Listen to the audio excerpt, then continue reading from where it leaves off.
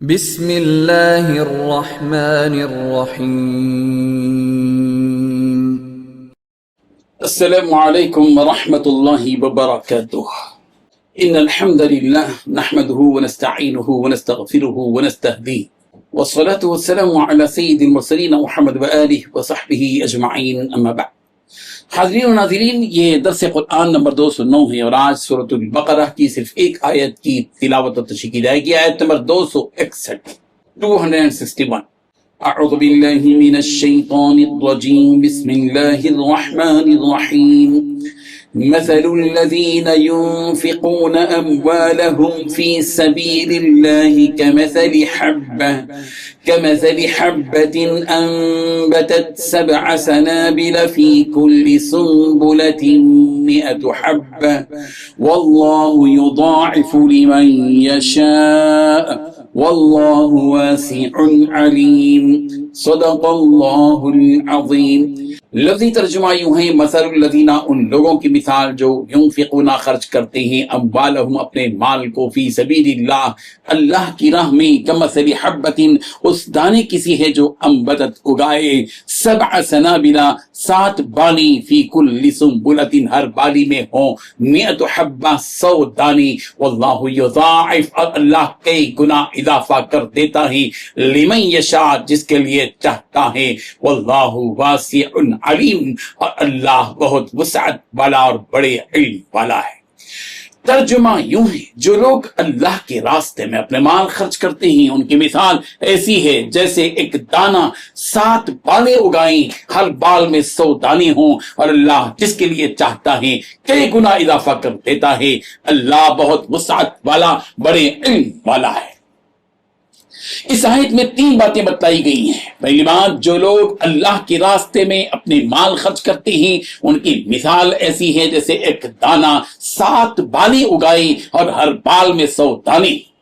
دوسری بات، اللہ جس کے لیے چاہتا ہے ثواب میں کئی گنا اضافہ کر دیتا ہے۔ تیسری بات، اللہ بہت وسعت والا اور بڑے علم والا ہے۔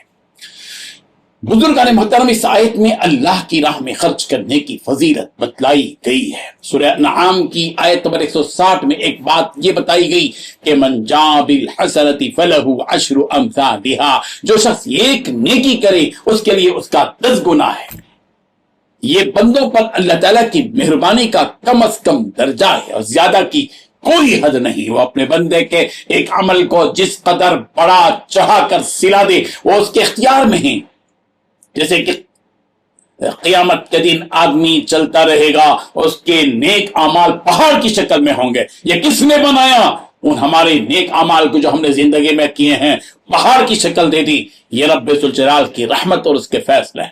یہاں ایک مثال سے اس حقیقت کا اظہار کیا گیا کہ جس طرح زمین پر کسی بھی پھل کا ایک بیج گر جاتا ہے تو اس ایک بیج کا مستقبل یہ ہوتا ہے کہ اس سے ایک درخت بنتا ہے، اس درخت سے 7 شاخیں ہوتی ہیں اور ہر شاخ میں 100 دانے ہوتے ہیں۔ اس مثال سے چاہے وہ کھیتی کی بالی ہو یا درخت کی شاخ ہو، اللہ تعالیٰ یہ بتلانا چاہتے ہیں کہ ایک دانے کے بدلے 700 دانے کے اس قدرتی نظام سے اللہ تعالیٰ کی وسعت کا، اس کی کشادگی کا اندازہ ہوتا ہے کہ وہ خدا اس شخص کو بھی 700 گنا اجر عطا کریں گے جو اس کے راہ میں اخلاص کے ساتھ 1 روپیہ بھی خرچ کرتا ہے۔ بلکہ اس کی شان تو یہ کہ واللہ یضاعف لمن یشاء، وہ جس کو چاہتا ہے اس سے کئی گنا مزید اضافہ کر دیتا ہے جس کی کوئی حد نہیں۔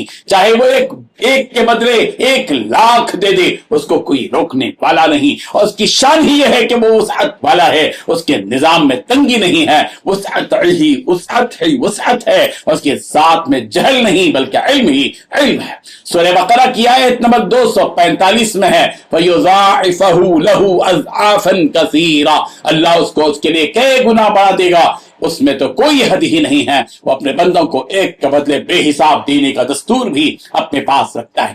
میرے ایک دوست ہیں جناب محترم عبدالرؤف صاحب الحق، سوسائٹی سے تعلق رکھتے ہیں، انہوں نے ایک بڑی اچھی بات دوران گفتگو کی تھی کہ انہوں نے بھٹے کی مثال دی کہ اللہ تبارک و تعالیٰ اگر یہ کہتے کہ 1 کے بدلے 700 گنا ہی ہے تو ٹھیک ہے، لیکن اللہ تبارک و تعالیٰ نے واللہ یضاعف لمن یشاء کہہ کر کہ اللہ اس سے کئی گنا بڑھ کر بھی دے سکتا ہے، اس کی مثال بھٹے کی دی کہ بھٹے کو دیکھو، ایک بھٹے کے اندر کتنے دانے ہوتے ہیں۔ یہ اللہ تبارک و تعالیٰ کی قدرت اور طاقت ہے.